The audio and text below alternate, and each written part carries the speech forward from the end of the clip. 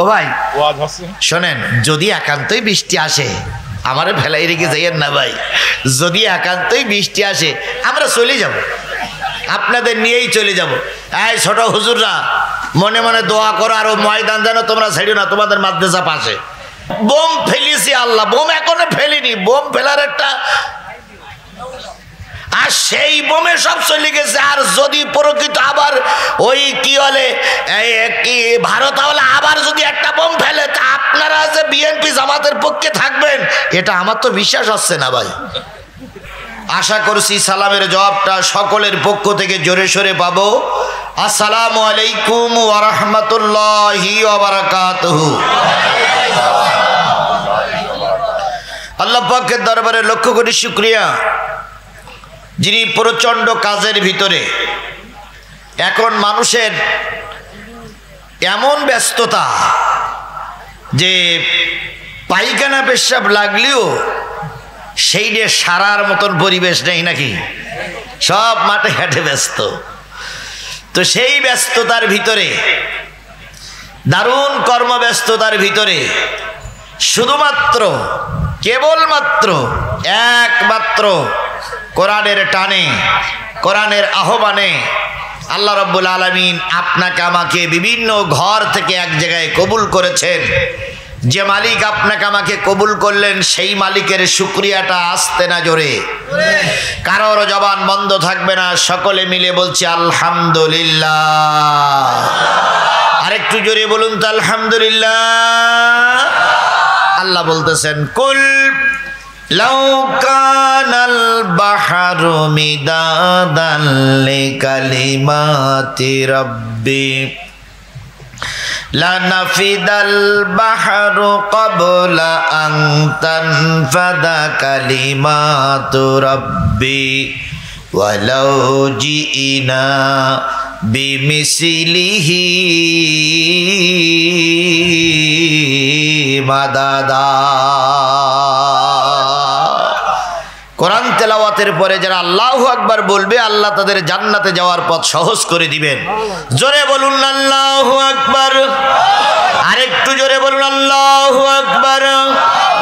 কুল্লাউ Canal বাহর, হে নবী আপনি বলে দিন, পৃথিবীতে যত সাগর আছে, পৃথিবীতে যত নদ নদী আছে, পৃথিবীতে যত খাল বিল আছে, পৃথিবীতে যত পুকুর পুষ্করণী আছে, এক কথায় পৃথিবীতে যত পানির উৎস আছে, সব পানিগুলো যদি কালি হয়ে যায়, পৃথিবীর যত গাছ আছে সব গাছগুলো যদি কলম হয়,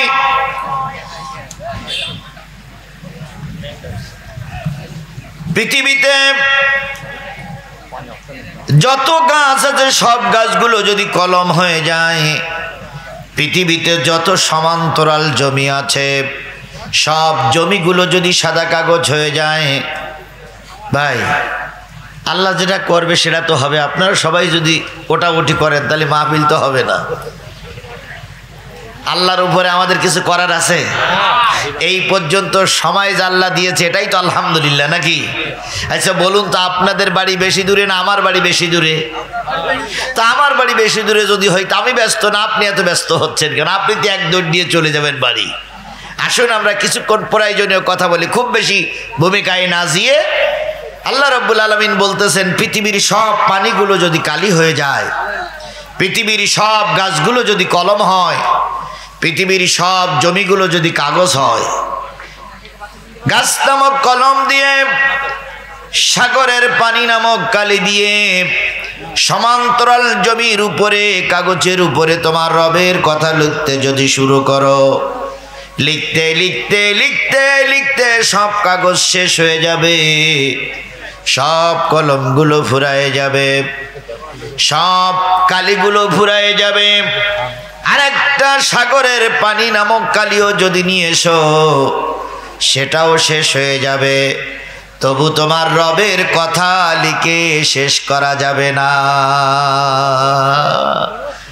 বলুন তো সেই রবের নাম কি?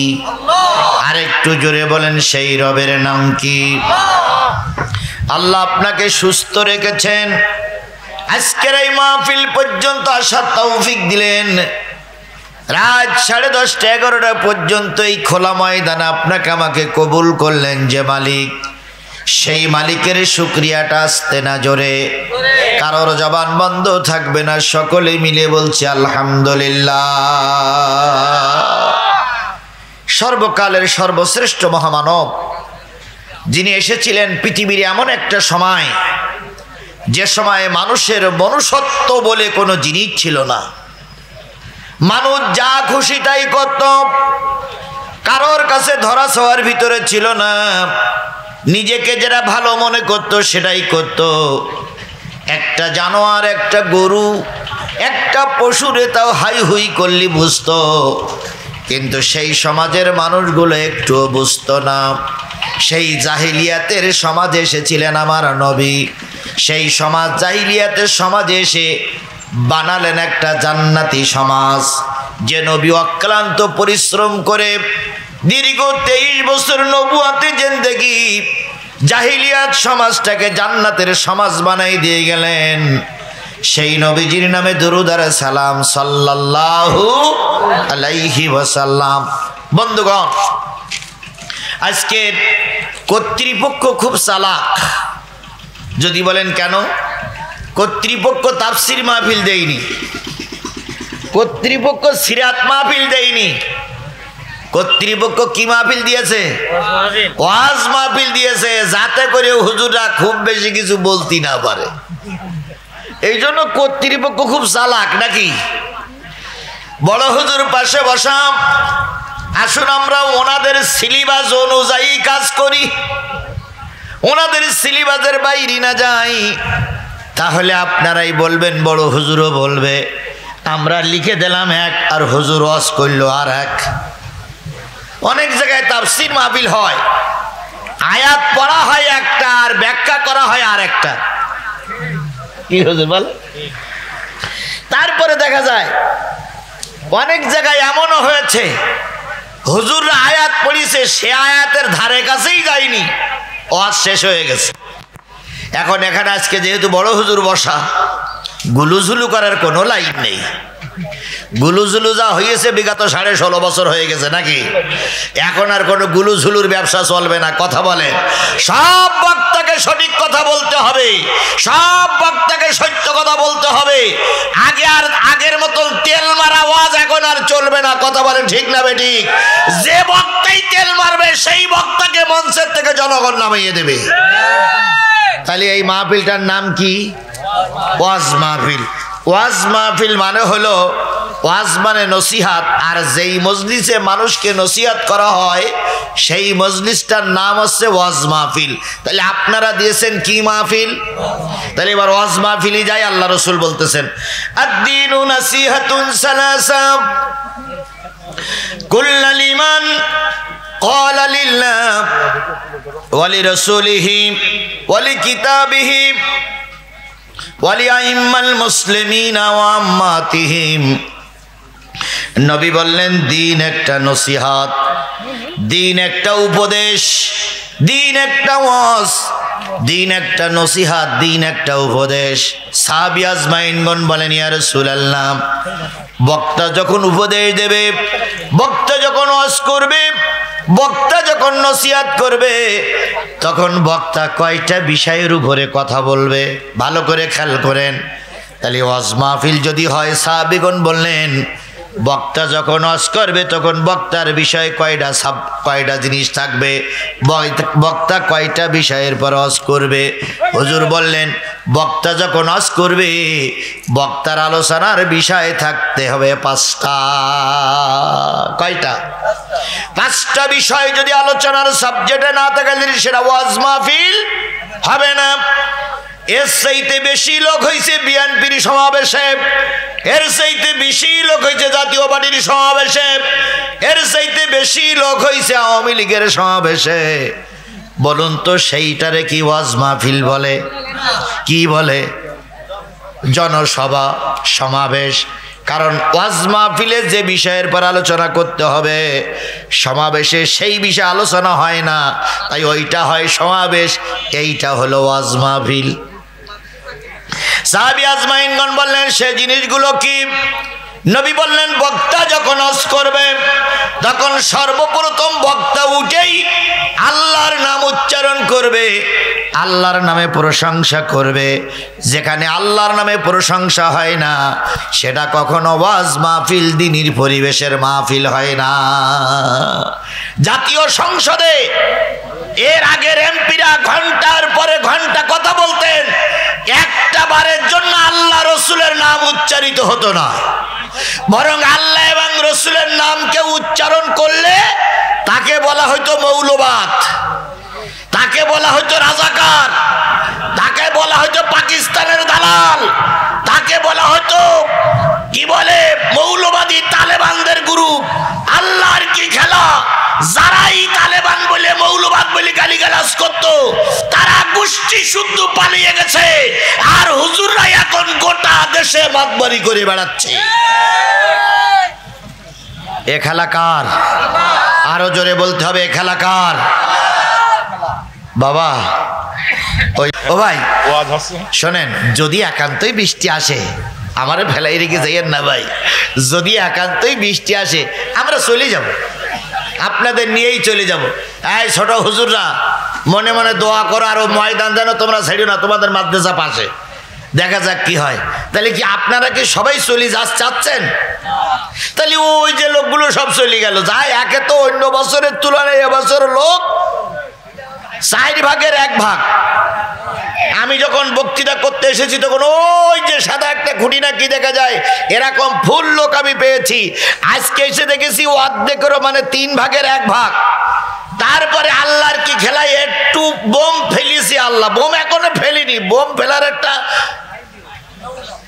আর সেই বোমে সব চলে গেছে। আর যদি প্রকৃত আবার ওই কি বলে কি ভারত হলে আবার যদি একটা বোম ফেলে, তা আপনারা যে বিএনপি জামাতের পক্ষে থাকবেন এটা আমার তো বিশ্বাস হচ্ছে না ভাই,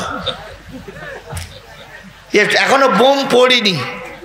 তাই যদি এই অবস্থা আর প্রকৃত বোম যদি পড়ে তাহলে আপনাদের পাওয়া যাবে? আল্লাহ আমাদের হেফাজত করুক। যে কজন আছেন আর ওটাউটি করি না, টাক পোকা আল্লাহ গাইয়েন না, যে পর্যন্ত আছেন ওই পর্যন্ত থাকেন, এই পর্যন্ত থাক। ওই বজলুর রশিদের একটা ওয়াজ শুনেছেন আপনারা? তো বজলুর রশিদ বলতেছে যে স্কুলে মাস্টার ছাত্রের কাছে জিজ্ঞেস করছে, খোকা বলো দিন একই জিনিসের বিভিন্ন নাম, সে জিনিসটা কি? তো ছাত্র বলতে, স্যার ধরুন চুল।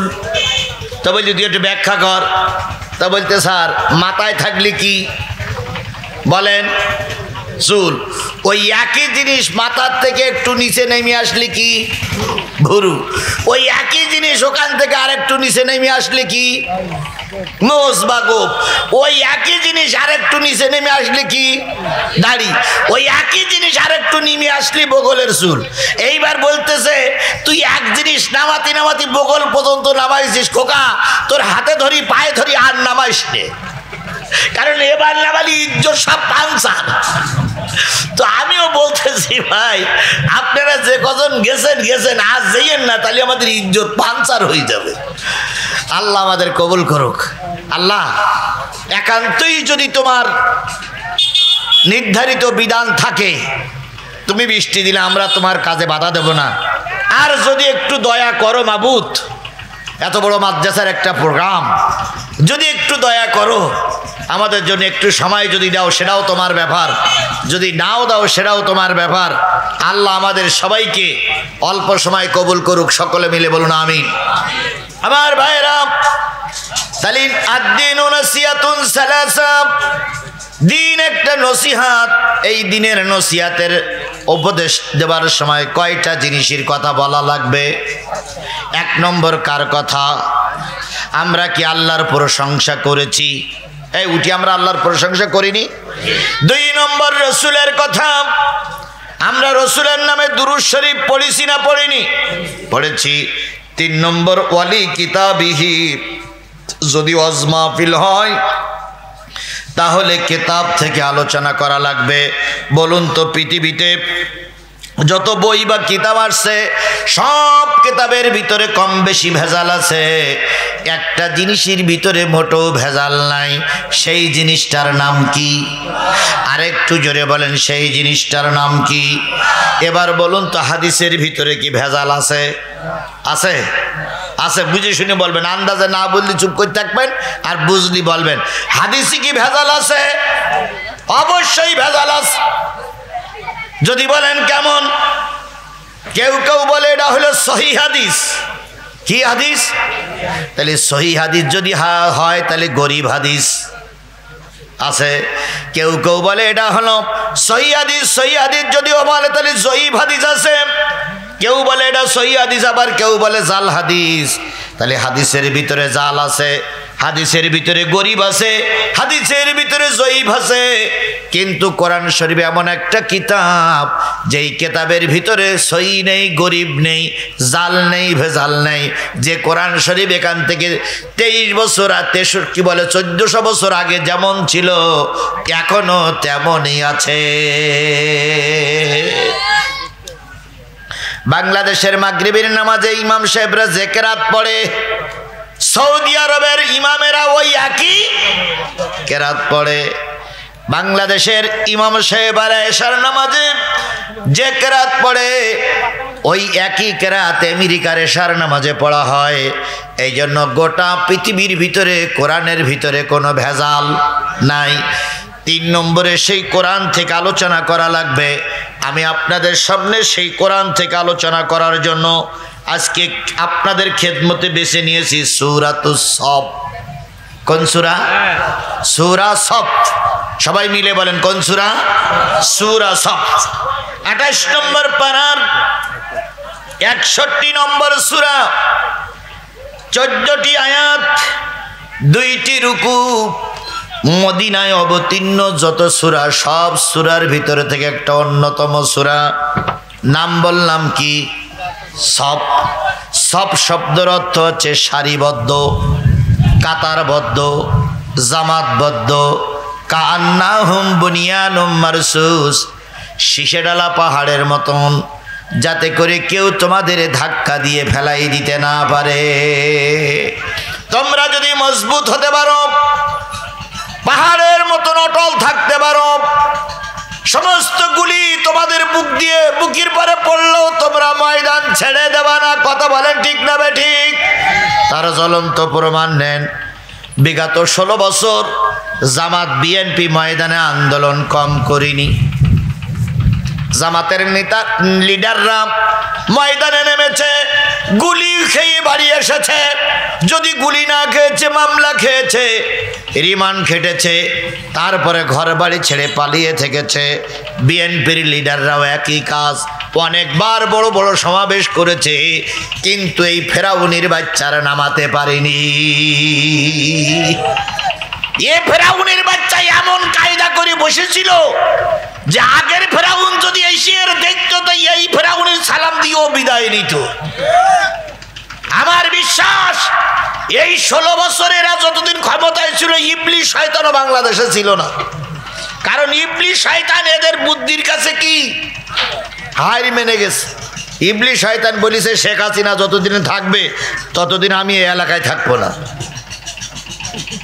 যদি বলেন হুজুরের আপনার বানানো কথা, এইবার আমি প্রমাণ দিচ্ছি। বলুন তো, রোজা শেষ হয়ে গেছে, এখনো কি 1 মাস হয়েছে? 1 মাসের 2-4 দিন মনে এখনো বাকি আছে, তাই না? এবার বলুন, প্রতি রমজানে বড় শয়তান বাধা থাকতো না ছেড়ে দেওয়া থাকতো? ইবলিস শয়তান প্রতি রমজানে কি থাকতো? বেঁধে রাখা হতো। বলুন তো, তারপরেও কি রোজার মাসে দ্রব্য মূল্য হতো?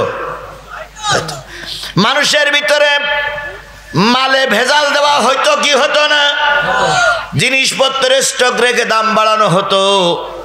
প্রতি বছর দেখা যেত যে ওরা অনেক চেষ্টা করে কিছুই করতে পারতো না, কারেন্ট ঠিক মতন দিতে পারতো না, সেহারির সময় কারেন্ট থাকলে ইফতারির সময় থাকে না, ইফতারের সময় থাকলে সেহারির সময় থাকে না। কিন্তু বুকে হাত দিয়ে চৌগাছার মুসলমানরা বলুন তো, এবছর রোজা ভালো হয়েছে না খারাপ হয়েছে? ঈদের সময় কোনো সমস্যা কি হয়েছে? তাহলে কেন হয়নি? প্রতি বছর বড় শয়তান বন্দি থাকতো কিন্তু সমস্যা দূর হতো না। এবছর শয়তান বড়টা বন্দি হলো, তারপরে এবছর কোনো সমস্যা হলো না। কারণ হলো প্রতি বছর বড় শয়তান বন্দি থাকতো কিন্তু শেখ হাসিনা শয়তান খোলা থাকতো। এবছর শেখ হাসিনা শয়তান বন্দি, এই জন্য রোজা ভালো হয়েছে।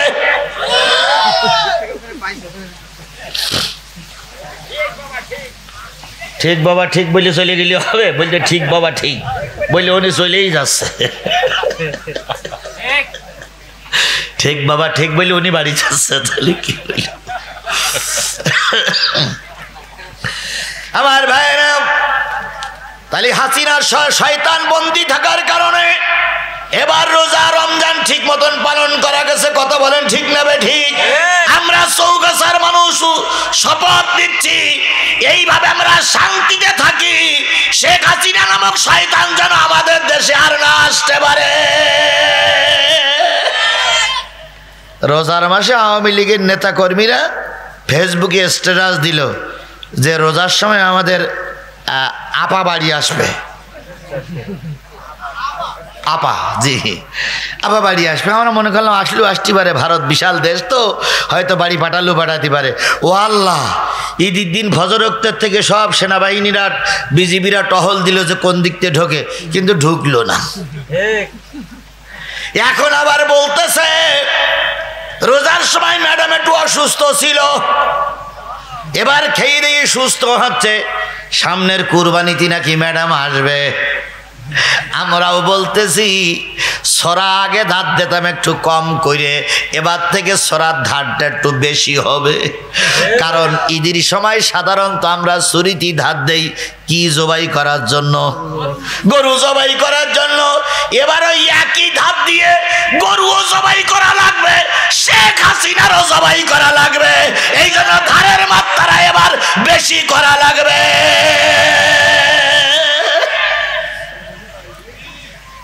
এইসো দেখ কেরাম পারো, এইসো। আমরাও সরায় ধার দিয়ে বসে আছি। কথা বলেন, কথা বলেন, কথা বলেন। বাক বাকুম বেরি করে দেওয়া হবে। কথা বলেন। রাজনীতি করার অধিকার অবশ্যই আছে, কিন্তু এদেরকে যদি আবার এদেশে মাথা উঁচু করে দাঁড়াতে দেওয়া হয় তাহলে নিঃসন্দেহ আল্লামা সাঈদীর আত্মা কষ্ট পাবে। কারণ এরাই ষড়যন্ত্র করে আল্লামা সাঈদীকে মেরে দিয়েছিল। কথা বলে ঠিক না বেটি? এদের ষড়যন্ত্রের কারণে হেফাজতের আলেমরা গুলি খেয়ে মেরেছে, এদের ষড়যন্ত্রের কারণে বিডিআর হত্যা হয়েছে, এদের ষড়যন্ত্রের করার কারণে 5ই আগস্ট অগণিত মানুষের জীবন দেওয়া লেগেছে। সেই খুনিরা আমাদের এই শহীদের রক্তের পরে এসে আবার রাজনীতি করবে। বাংলাদেশের একজন জাগতিক মানুষ জেগে থাকা অবস্থায় করতে দেবে না, দেবে না, দেবে না। আপনাদের যদি আসে তাহলে কিছু না করতে পারলে আমার একটু সংবাদ দিয়েন, ব্যবস্থা আমি করব। কারণ ওর পর আমার বেশি রাগ। যদি বলেন কেন, আমার নামে 20টা মামলা দিয়েছে এই আওয়ামী লীগ, এই আওয়ামী লীগ, এই আওয়ামী লীগ। আমি 5 দিন আয়না ঘরে ছিলাম এই আওয়ামী লীগের কারণে, 5 দিন রিমান্ডে ছিলাম এই আওয়ামী লীগের কারণে, 5 দিনের ভিতরে আমার মোটর চোখ খুলিনি এই আওয়ামী লীগ। সুতরাং এদেরকে এত সহজে জাতি ক্ষমা করবে না। খালেদা জিয়ার বাসার কারেন্টের লাইন কেটে দিয়েছিল কারা? এই আওয়ামী লীগ। খালেদা জিয়াকে গৃহবন্দী করে রেখেছিল কারা? এই আওয়ামী লীগ। খালেদা তারেক জিয়াকে মেরে পঙ্গু করে এদেশ থেকে বাইরে বের করে দিয়েছিল, এখনো ফিরতে পারেনি, তার জন্য দায়ী এই আওয়ামী লীগ। সুতরাং এদেরকে ক্ষমা করে দিলে মৃত্যুবরণকারীরা কষ্ট পাবে। কান্নাহুম বুনিয়ানুম মারসুস, এমন শীষে ডালা পাহাড়ের মতন দাঁড়িয়ে যাবে। আওয়ামী লীগ কেন, ভারত কেন, গোটা দেশের সব যদি তোমাদের বিরুদ্ধে লড়াই করতে আসে তোমরা ময়দান ছেড়ে দেবা না, কারণ তোমরা এই দেশের নাগরিক, তোমাদের বুকের পথ দিয়ে বুলডোজার চলে যাবে, তবু ময়দান ছেড়ে দেবা না, এটাই হলো আল্লাহর বিধান। ছাত্ররা যখন রাস্তায় নামলো, বুড়োরা যখন পারল না, বুড়ো বিএনপি যখন পারল না, বুড়ো জামাত যখন পারল না, ছাত্ররা রাস্তায় নামলো, প্রাইমারি, হাই স্কুল, কলেজ, মাদ্রাসা, ভার্সিটি, তারপরে কি নারী পুরুষ, রিক্সাওয়ালা, ভ্যানওয়ালা যখন রাস্তায় নামলো, ওরা গুলি চালালো। একটা লাশ পড়লে 4টা দাঁড়ায়, 2টা লাশ পড়লে 8টা দাঁড়ায়, 3টা লাশ পড়লে 12টা দাঁড়ায়। যখন লাইন দিয়ে দাঁড়িয়ে যায়, বাধ্য হয়ে সেনাবাহিনী, পুলিশ, র্যাব, বিজেপি পিছু হটতে বাধ্য হলো। আল্লাহ বলতে কান্নাহুম বুনিয়ানুম মারসুস, কাফেররা যতই বড় শক্তিশালী হোক, তোমরা শীষাডালা পাহাড়ের মতন রাস্তায় দাঁড়িয়ে যাও, ওরা তোমাদের দেখে পালিয়ে যেতে বাধ্য হবে। আধারে ভয় পেও না, আধারে ভয় পেও না, আলো আছে আড়ালে, জালিমেরা পালিয়ে যাবে তুমি উঠে দাঁড়ালে। আধারে ভয় পেও না, আধারে ভয় পেও না, আলো আছে আড়ালে, জালিমেরা চলে যাবে তুমি রাস্তায় দাঁড়ালে। এই সূরাটার নাম কি বললাম? সব শব্দের অর্থ আছে সারিবদ্ধ। এই সূরাটা নাজিল হলো অহুদের যুদ্ধের পর। বিশেষ করে এই 14টা আয়াতের ভিতর থেকে আমি আপনাদের সামনে পড়েছি 10, 11, 12, তাহলে কয়টা আয়াত? 3টা আয়াত। 3টা আয়াত যখন নাজিল হলো, আল্লাহর নবী তখন সবেমাত্র মদিনার একটা ছোট্ট রাষ্ট্র গঠন করেছেন। সেই রাষ্ট্রের লোক সংখ্যা খুবই কম, সেই রাষ্ট্রের পরিধি ব্যাসার্ধ খুবই কম, সেই রাষ্ট্রের লোক সংখ্যা কম, সেই রাষ্ট্রটা ছোট রাষ্ট্র। সেই ছোট রাষ্ট্রের প্রধান হলেন, রাষ্ট্রপতি হলেন, সেই রাষ্ট্রের প্রধান হলেন আল্লাহর নবী মুহাম্মদ রাসূলুল্লাহ সাল্লাল্লাহু আলাইহি ওয়াসাল্লাম। চৌগাছার মুসলমানেরা, নবী রাষ্ট্রের প্রধান, নবী রাষ্ট্রপতি, কাজটা কি ঠিক? বুঝে শুনে বললেন, কাজটা কি ঠিক? আবারও বলেন, কাজটা কি ঠিক? নবী দেশের রাষ্ট্রপতি হবে, নবী দেশের নায়ক হবে, নবী দেশের প্রধান হবে। কাজটা যদি ঠিক হয়, তাহলে নবীর উত্তরসূরিরা তো আলেম, তাই তো নাকি? এই আলেমরা নবীর উত্তরসূরি নয়? নবীর পরে নাজিল হয়েছিল কি? এই আলেমরা তো সেই কোরআনের কথাই বলে, বলে না? তাহলে আলেমরা নবীর উত্তরসূরি। তাহলে নবী যে কোরআন দিয়ে রাষ্ট্র সরকার গঠন করলেন, আলেমরা যদি ওই কোরআনের রাজ কায়েম করার জন্য ময়দানে নামে, তোমরা বাধা দাও কেন? বাধা দেওয়াল বাধা দেওয়া লোক আছে না নাই? আরো জোরে বলেন। আগে ছিল, এখনো আছে। হায় রে আল্লাহ, যতই আপনি ওয়াজ করেন না কেন, কিয়ামত পর্যন্ত ওই ফাসিক, ওই কাফের, ওই মুনাফিক থাকবে। তাহলে নবী ক্ষমতায় বসবে, নবী রাজা হবে, এই কাজ সহ্য করতে পারত না কাফেরেরা, মুনাফিকেরা। আজকেও যারা নবীর উত্তরসূরিরা দেশ গঠন করবে, সরকার গঠন করবে, এটা যারা সহ্য করতে পারছে না, ধরে নিতে পারি এরাও হয় কাফের, নাই মুনাফিক। যদি বলেন হুজুর এদের মাথায় তো টুপি আছে, ওরে আবু জেহেলেরও মাথায় টুপি থাকতো। যদি বলেন হুজুর এদের মুখে তো দাড়ি আছে, আবু জেহেলেরও দাড়ি কম লম্বা ছিল না। যদি মনে করেন হুজুরের হাই সাহেব, ওরে আবু জেহেলও ছিল হাজী সাহেব। হাজী সাহেব হলে হবে না, টুপিওয়ালা হলে হবে না, পাগড়িওয়ালা হলে হবে না। সত্য হচ্ছে কোরআন মেনে নিতে হবে। কোরআন যারা মেনে নেবে না, কোরআনের বিরোধিতা যারা করবে, বুঝতে হবে ওরা ওই দলের মানুষ। আমার ভাইয়েরা, আল্লাহর নবী যখন মদিনার প্রেসিডেন্ট, তখন এই সূরা নাজিল হলো। বিশেষ করে উহুদের যুদ্ধের পর আল্লাহর নবী উহুদের যুদ্ধে চরমভাবে মার খাইলেন। বলুন তো বদরের যুদ্ধে মুসলমানদের সংখ্যা ছিল কত? 313 জন। 313 জন, 313 জন মুসলমান নিয়ে ময়দানে নামলেন। রসুল জিতে গেল না হেরে গেল? আর একটু জোরে বলেন, জিতে গেছে না হেরে গেছে?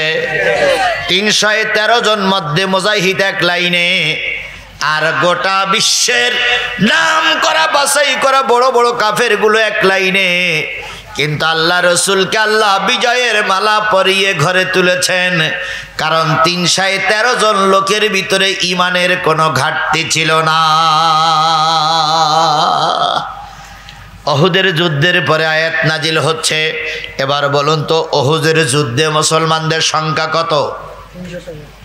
এটা তো বদর। উহুদের যুদ্ধে মুসলমানদের সংখ্যা কত? সবাই মিলে বলেন। 1000। কাফেরেরা কত? ইন্না লিল্লাহি ওয়া ইন্না ইলাইহি রাজিউন।